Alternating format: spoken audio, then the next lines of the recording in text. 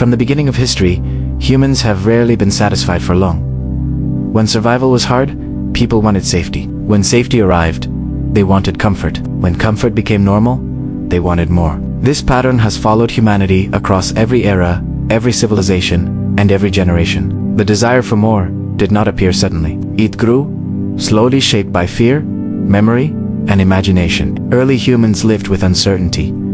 Hunger, danger, and loss were constant threats. Wanting more made sense then. More food meant survival. More shelter meant safety. But as humans adapted and life improved, the desire did not stop. It evolved. Wanting more became less about survival and more about expectation. This video explores why humans always want more, even when their needs are met. It is not a story of greed alone, but of psychology, history, and survival instincts that never fully turned off.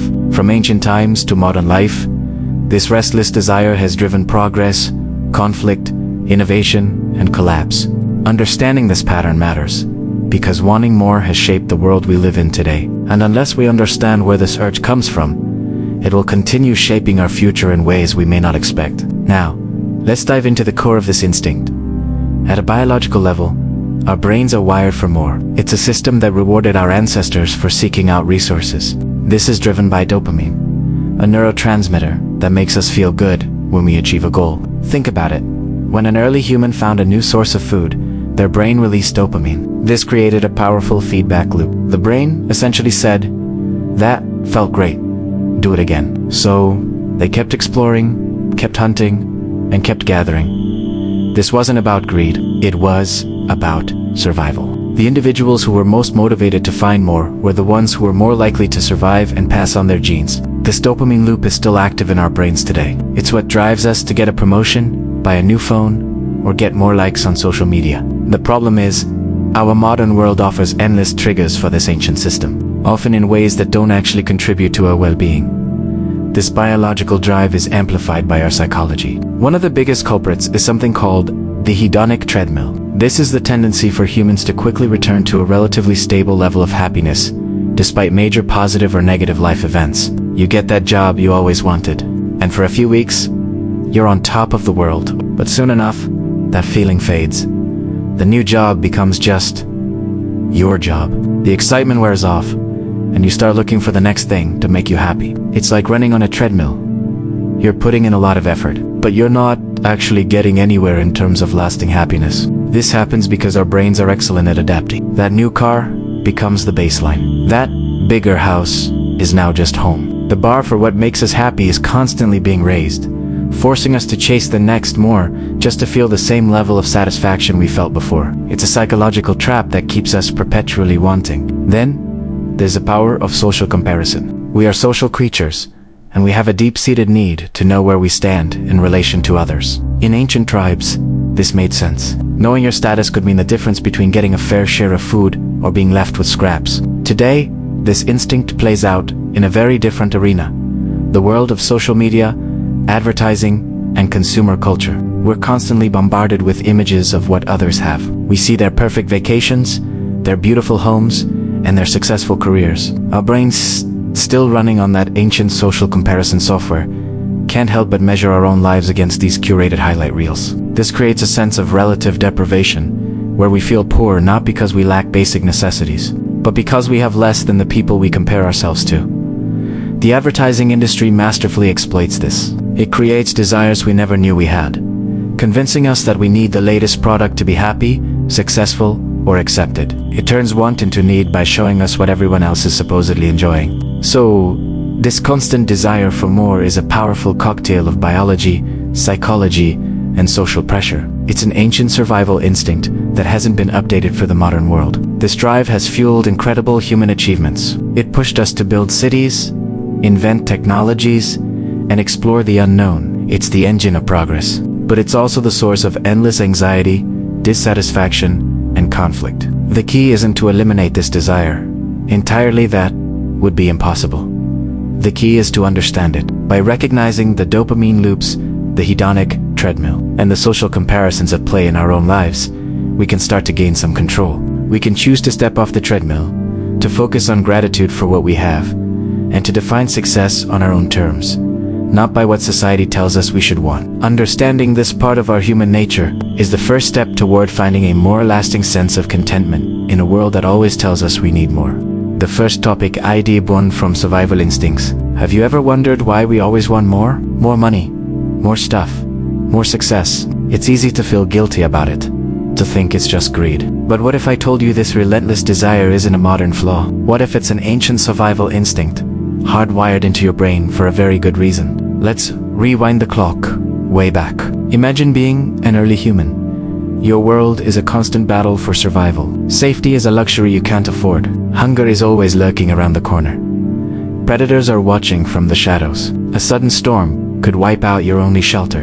In this brutal reality, wanting more isn't about being greedy. It's about staying alive. More food meant you'd see another sunrise. More tools meant better protection against a world that wanted to end you. More knowledge of your surroundings meant you could avoid the hidden dangers. The fundamental rule was simple.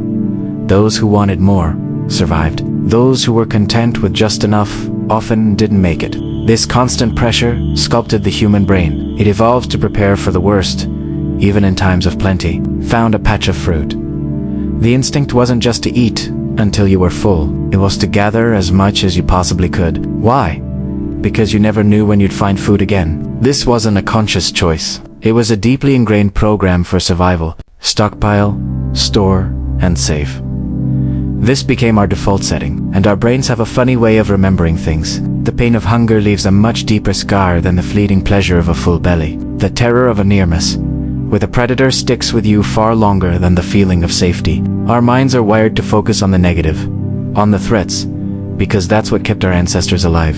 This negativity bias meant that even when the immediate danger was gone, the mind remained on high alert. It constantly anticipated the next disaster, the next period of scarcity. One thing more became a shield, a psychological defense against an unpredictable world. Over millennia, this survival instinct became automatic. It's not something we learn in school. It's a legacy passed down through countless generations. The future was always uncertain, so having a surplus felt like security. This is the root of accumulation. We are the descendants of the best. This instinct saved our species time and time again. When humans started forming tribes and communities, this individual drive went collective. A group that gathered more resources than it needed was a stronger, more resilient group. They could weather a bad season, support their members, and defend against rivals. Leaders emerged, not just to lead, but to manage these crucial reserves. Sharing was important, but having a surplus was paramount. More resources meant the tribe survived, and a surviving tribe meant you survived. This deep-seated need for more wasn't just about hoarding. It was the engine of innovation. The drive to reduce risk and gain control over the environment pushed us to create better tools, stronger shelters, and more effective weapons. Every invention, from the first sharpened stone to the wheel, was born from this desire to make life a little less dangerous, a little more predictable. Fewer surprises meant a better chance of living to see another day. Here's where it gets interesting. Our world has changed dramatically, but our brains haven't caught up. The instincts that were essential for survival in a dangerous, primitive world are still running the show today. We live in a world of relative safety and abundance, yet our brains still operate as if a famine or a predator is just around the corner. That nagging feeling that you need more, that you're not secure enough, that's not you being greedy. That's your ancient survival software, still active, still trying to protect you from threats that, for many of us, no longer exist. It urges you to accumulate, to prepare, to get more, just in case. In ancient times, nature itself provided the checks and balances. Resources were genuinely scarce. You could want more, but there was a physical limit to what you could get. This reality kept the instinct from running wild, but the foundation was laid. The desire for more became a core part of our human identity, shaping how we think, plan, and act. So the next time you feel that pull for more, don't just dismiss it as a character flaw. Recognize it for what it is. An echo of your ancestors, a powerful, ancient drive that began as the ultimate wisdom, the key to our species' survival. It's not a weakness, it's our inheritance.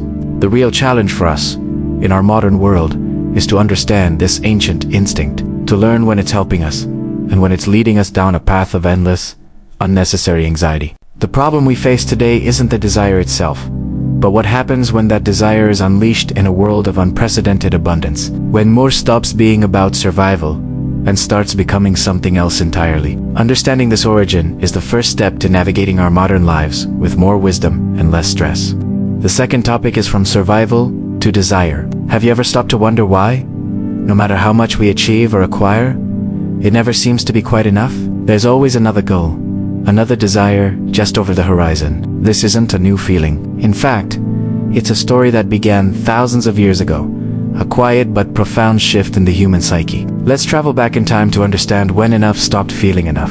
For most of human history, life was a daily struggle for survival. Finding food, seeking shelter, avoiding predators, these were the core concerns. Enough was simple. A full belly, a safe place to sleep. It was a biological need. Then, something incredible happened. We learned to farm. We started building permanent settlements. We figured out how to store food for the lean times.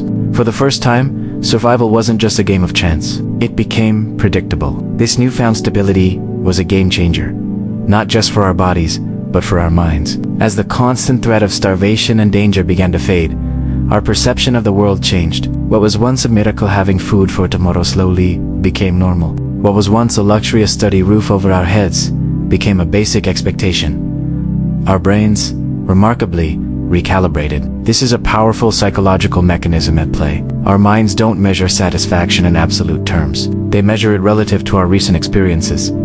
Think about it. When you get a raise or move into a nicer apartment, you feel a surge of happiness, right?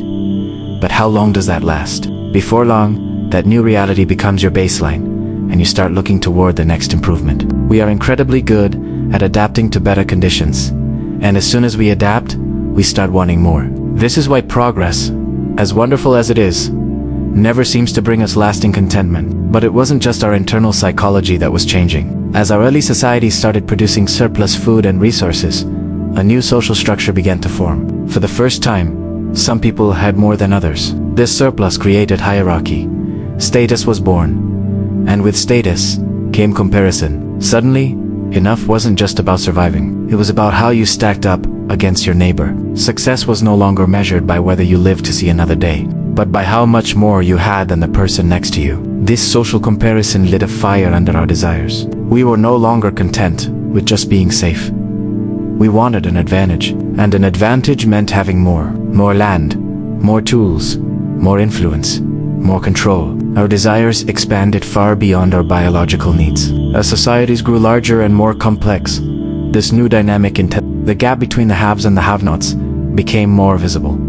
This created a sense of instability, a new kind of fear. Even those who had plenty began to worry about losing it, about falling behind. Security was no longer a feeling of safety within yourself.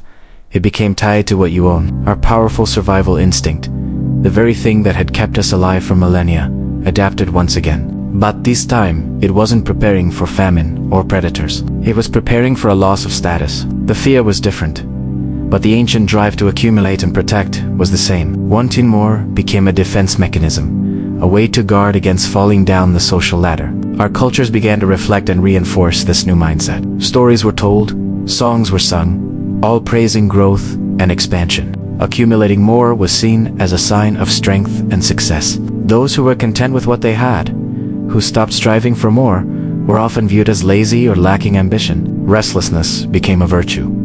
Contentment was seen as stagnation. At the same time, we began to lose sight of nature's limits. Farming made the threat of scarcity feel distant.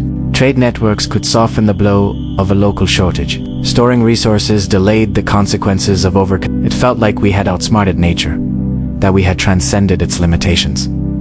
Of course, those limits never really disappeared. They were just postponed, kicked further down the road. This is the critical turning point in our story. As enough stopped feeling like enough, a deep and persistent dissatisfaction took root in the human spirit. The joy of achievement became fleeting, a brief moment of relief before the next desire took its place. This cycle of wanting, achieving, and wanting again started to spin faster and faster over the generations. We became experts at chasing constant improvement, never pausing to ask if it was making us happier. This relentless drive had consequences. Our connection to the natural world weakened. Resources were strained. Even our relationships with each other began to change. The spirit of cooperation, so essential for early survival, often gave way to a culture of competition. We made incredible progress in technology and material comfort, but we paid a price in our sense of stability and community. Our desires were no longer tethered to the reality of survival. They were driven by perception, by expectation, by comparison. We weren't responding to the real pangs of hunger anymore. We were responding to the anxieties of our own minds. And this brings us to today. This ancient mindset still shapes our modern world in profound ways. We live in an age of unprecedented technological marvels and material abundance. We have comforts and conveniences that our ancestors couldn't have even dreamed of. And yet, that feeling of restlessness, of dissatisfaction, is more pervasive than ever. The very instinct that once saved our species from extinction is now driving us forward at a frantic pace, without rest and without a clear destination. When enough stops feeling like enough, desire becomes a runaway train with no final stop. Satisfaction is always temporary, and the pressure for constant growth becomes mandatory. Understanding this history is incredibly liberating. It shows us that we are not broken or greedy by nature. We are simply following an ancient, deeply ingrained script in a world that has changed dramatically. The challenge for us today isn't to eliminate desire itself.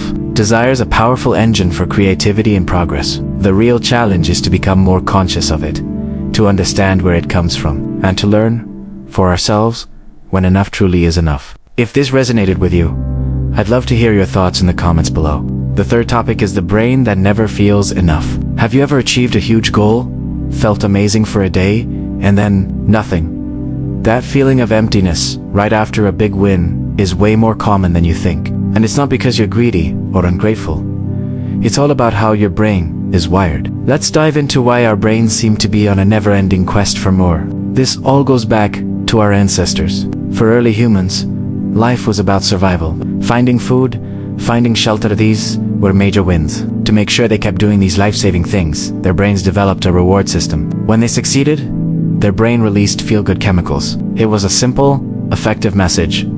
That was good. Do it again. This system was crucial for keeping our species alive. It motivated action and reinforced behaviors that led to survival. But here's the catch. That powerful reward system was designed for a world of scarcity. Rewards were rare, hard-won, and incredibly meaningful. A successful hunt could be the difference between life and death. Today, we live in a world of abundance. We are constantly bombarded with opportunities for rewards. From a notification on our phone to the endless aisles at the grocery store. Our ancient brain wiring just wasn't built for this constant stimulation. And this is where a common misconception about dopamine comes in. Many people think dopamine is the pleasure chemical, but that's not quite right. Dopamine is actually the motivation chemical. It's all about anticipation and pursuit. Your brain releases a surge of dopamine before you achieve a goal, not after. It's the chemical that gets you excited to chase something. Think about the thrill of tracking a package you ordered online. The excitement builds and builds, but once you actually get the package and open it, that initial thrill starts to fade. The dopamine level drops. This drop creates a void, a little bit of an empty feeling. So what does your brain do? It immediately starts looking for the next target, the next thing to chase. This is the core of the cycle. Want, chase, achieve, feel a brief high, and then want again. It's why you can be excited about a promotion for months, but a week after you get it, you're already thinking about the next career move. Your brain isn't programmed to be satisfied with stillness.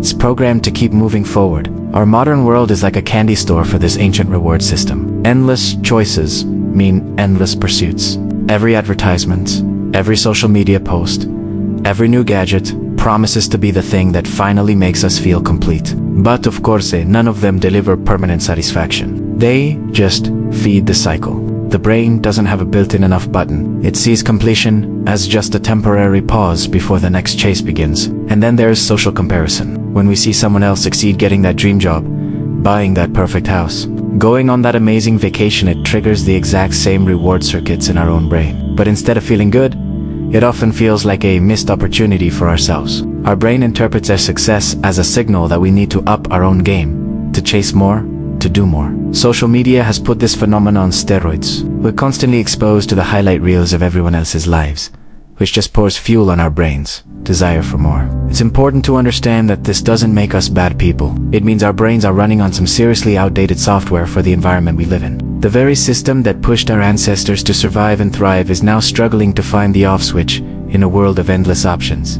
There's another interesting piece to this puzzle.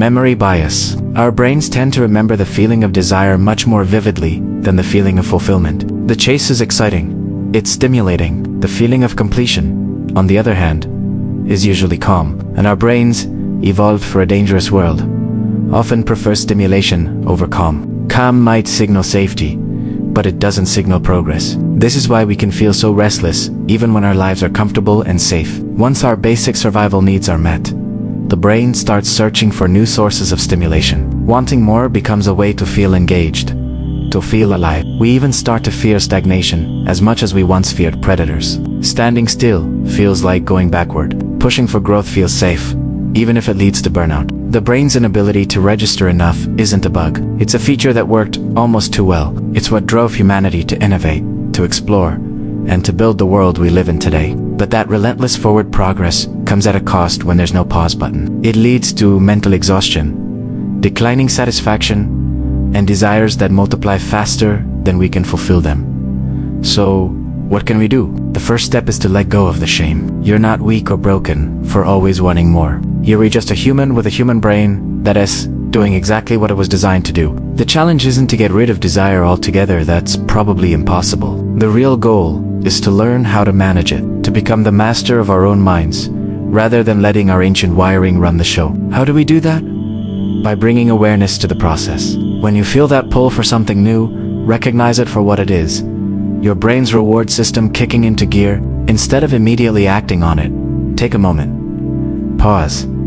Ask yourself if this is something you truly need, or if it's just your brain looking for its next dopamine hit. Practices like mindfulness and meditation can be incredibly powerful tools here. They train you to observe your thoughts and feelings without getting swept away by them. You learn to sit with that feeling of wanting, to acknowledge it, and then to let it pass without needing to act. It's about creating a little bit of space between the impulse and the action. Another strategy is to focus on gratitude. Actively practicing gratitude shifts your focus from what you lack to what you already have. It helps counteract the brain's natural tendency to look for the next thing by appreciating the present. It doesn't stop the desire, but it balances the scale. You can still have goals and ambitions, but you're not deriving your entire sense of self-worth from achieving them. It's also about redefining what success and fulfillment mean to you, outside of the endless ladder of external achievements. Maybe fulfillment isn't about the next promotion, but about the quality of your relationships. Maybe it's not about a bigger house, but about having more time for your hobbies. By consciously choosing your own values, you can start to direct your brain's powerful motivational drive toward things that bring genuine, lasting satisfaction rather than just a temporary high. This isn't an easy fix. It's a lifelong practice of understanding and working with your own mind. It is about learning to navigate a modern world with a brain that is still wired for the savannah. By understanding the why behind our endless wanting, we can start to find a little more peace and contentment right where we are, even as our brains continue to whisper, "What's next?" The fourth topic is when wanting more became a trap. Have you ever noticed that no matter what you achieve, there's always this little voice inside that says, "What's next?" You get the promotion, buy the car, finish the project, and for a moment, you feel great. But then, almost immediately, the feeling fades, and you're already looking for the next thing. It's like being on a treadmill that just keeps getting faster. This constant push for more, this insatiable desire, wasn't always the way we lived. In fact, it started as something that kept us alive. Think about our earliest ancestors. For them, wanting more was a matter of survival. More food meant surviving the winter. A better shelter meant protection from predators. More tools meant an easier life. In that world, desire was a powerful ally. It propelled humanity forward, driving innovation and ensuring we didn't just survive, but thrived. It was a protective instinct, a biological imperative that helped us build communities and lay the foundations of civilization. But somewhere along the line, something shifted. It was a slow, subtle change, almost unnoticeable. The desire that once served our survival began to control our identity. It started innocently enough. More stopped being just about security and started being about success. A bigger harvest wasn't just about feeding your family. It was about being the best farmer in the village. A larger home wasn't just about shelter.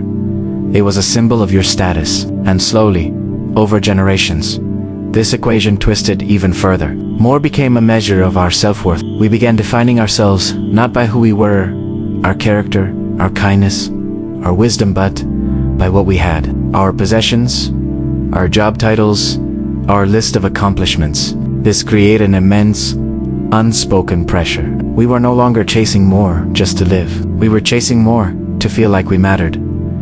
Achievement became the ultimate form of validation. If you were constantly striving, you were worthy. If you weren't, you were failing. The very concept of enough started to sound like a dirty word. And society, our culture, jumped right on board. We built entire systems that praised relentless growth and breakneck speed. Move fast and break things became a mantra. Slowing down was seen as a sign of weakness. Being content with what you had was mistaken for laziness. Taking a day off to just rest and do nothing, that was a lost opportunity, a waste of precious time. The result? We learned to tune out our own internal signals. We became experts at ignoring our bodies and minds when they screamed for a break. That feeling of burnout, the constant low-level anxiety, the nagging sense of dissatisfaction. Even when things were going well, we started treating these as normal, as just the price of admission to a successful life. The relentless drumbeat of more drowned out all the warning signs. It was like driving a car with the check engine light on, but instead of pulling over, we just turn up the radio and press harder on the gas. This mindset completely reshaped our priorities, often without us even realizing it. We started making silent trades. We sacrificed deep, meaningful relationships for the sake of career progress. We'd miss a family dinner for a late-night meeting, thinking it was a necessary sacrifice. We postponed taking care of our health, telling ourselves we'd get to it after this big project or once we hit this milestone. We traded the simple joy of being present in the moment for the ambitious pursuit of a future that was always just over the horizon. The trap of wanting more is so effective because it doesn't look like a trap at all. It looks productive. It feels responsible. It's rewarded by our peers, our bosses, and our society. You get a pat on the back for working late, for taking on another project, for never saying no. But the cost accumulates quietly in the background. It's like a debt that compounds interest over time. Chronic dissatisfaction becomes the new normal. We achieve a goal we've been dreaming of for years, and the feeling of accomplishment is fleeting, hollow. Why? Because the finish line has already moved. The goalposts are always shifting. The peak you just climbed only reveals an even higher mountain in the distance. And this isn't just a personal problem. It's a systemic one. Look at the world around us. Nature itself responds to this kind of imbalance.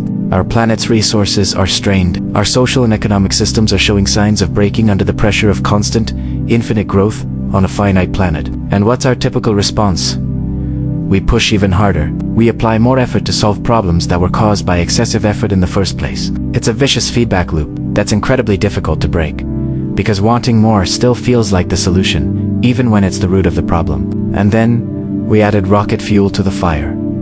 Technology. Our modern world is built for speed. Faster results have destroyed our patience. We want everything instantly, from our food to our entertainment to our success. Seeing the highlight reels of everyone else's lives on social media creates bigger, more extravagant benchmarks for our own achievements, which in turn shrinks our satisfaction with our own perfectly good lives. We've become conditioned to expect constant, upward progress in every area. The idea of just being still, of having a plateau, period, feels deeply uncomfortable, almost terrifying. What's the fear that's really driving all of this? It's actually quite simple. It's the fear that if we stop, we fall behind. And if we fall behind, we'll become irrelevant, obsolete, forgotten. This deep-seated fear of being left in the dust is what keeps us running on that treadmill, even when we're exhausted and out of breath. The ultimate irony is that this relentless pursuit of more often leads to us having less of what truly matters. Time with our loved ones becomes scarce. Our sense of purpose and meaning begins to fade, replaced by a checklist of tasks, and that feeling of inner peace, it becomes a distant memory. We're so busy chasing a future happiness that we completely miss the potential for joy in the here and now. Now, this doesn't mean that desire itself is evil or that ambition is a bad thing. Not at all. Desire is a fundamental part of being human. It's the spark that leads to creation, to art, to discovery. The problem isn't desire. It's desire without boundaries, without conscious limits. It is like a fire that is meant to warm your home but ends up burning the whole house down. It consumes everything in its path. Interestingly, many ancient cultures and wisdom traditions recognized this danger thousands of years ago. They built philosophies and lifestyles around the idea of balance, not endless accumulation. They understood that an unchecked desire for more doesn't just harm the individual, it weakens the entire community. But as the gospel of progress accelerated, These lessons in moderation were often dismissed as old-fashioned or ignored altogether. So, what is the modern challenge for us? Right here, right now. It all comes down to awareness. The fifth topic is, can humans ever feel enough?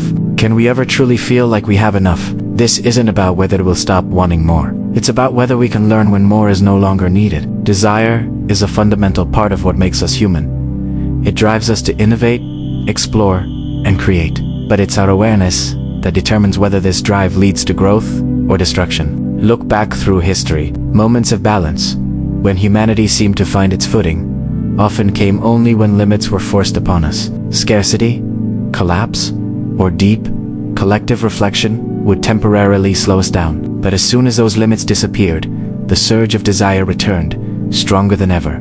This pattern tells us something crucial. Wanting more doesn't just end on its own. It requires conscious, deliberate control. Now, let's bring it to the present day. Modern humans are facing a challenge unlike any other in history. Never before has so much been so easily available to so many. Comfort, information, entertainment, opportunities there, all around us, all the time. But here's the paradox. Our satisfaction hasn't increased at the same rate. In fact, for many it has actually decreased. This contradiction shines a light on a powerful truth. True fulfillment doesn't come from just accumulating more stuff, more followers, or more experiences. It comes from meaning, and meaning is created when our efforts align with a clear purpose. Not when we're just chasing an endless cycle of desire. We often mistake progress for accumulation. Progress genuinely improves our lives. Accumulation just adds weight. When our growth loses its direction, it stops being energizing and becomes exhausting. Learning what enough means isn't about rejecting ambition or giving up on your goals. Not at all. It's about choosing depth over excess. It's about understanding that not every desire that pops into your head deserves to be chased. This is a difficult psychological shift to make. Our brains are hardwired to resist stopping. They often equate stillness with danger. So, we have to actively retrain our relationship with desire, not try to suppress it. Culturally, this means we need a new definition of success. Success can't just be measured by more money, more power, or more visibility. It has to include things like stability, genuine connection with others, and inner peace. Without this fundamental shift in what we value, dissatisfaction will continue to gnaw at us, no matter how much we achieve. On a global scale, our collective future depends on this very idea of restraint. Our planet's resources are finite. Our social and economic systems are fragile. The engine of endless wanting is on a collision course with natural limits. And when those limits are ignored, the consequences are severe. History is filled with examples of civilizations that didn't fall from lack, but from mismanaged excess. Too much expansion, too much consumption, too much blind confidence. The lesson here isn't to be afraid. It's to be responsible. The same desire that built our world is now the thing we must learn to manage. Knowing when to pause, when to reflect, might be what saves it. So, how do we start? We can begin, individually, by asking ourselves better questions. Instead of what do I want next, we can ask, why do I want this? When you examine a desire, it loses some of its raw power. Awareness slows down the frantic chase. At first, stillness feels uncomfortable. The silence can expose our inner restlessness. But if you stick with it, something amazing happens. In that stillness, clarity begins to grow. We start to rediscover the deep satisfaction that comes from being present, not from constantly pursuing the next thing. Ancient wisdom from cultures all around the world emphasized moderation. This wasn't because life was simpler back then. It was because they understood that balance was a hard-won, precious state. Modern life has largely forgotten this lesson, but it's more relevant now than ever. And let's be clear, technology won't solve this for us. More efficiency often just accelerates desire, giving us new things to want and faster ways to get them. The real solution has to come from our mindset, our values, and the conscious choices we make every day. This doesn't mean we have to reject progress. It means we have to guide it. Growth with limits creates sustainability. Growth without limits creates collapse. Perhaps the greatest human evolution still to come isn't technological, but psychological. It's the monumental shift from a life of endless wanting to one of intentional living. We may never stop wanting more, and maybe we shouldn't, but we can learn to recognize the point at which more stops serving our well-being and starts detracting from it. Enough is not a destination you arrive at. It's not a finish line. It's a decision, a conscious moment of clarity, where your desire meets your wisdom. And in that moment, we don't shrink. We don't become less. We finally become whole. Thanks for watching. If this resonated with you, consider subscribing for more videos that explore these kinds of ideas. See you next time.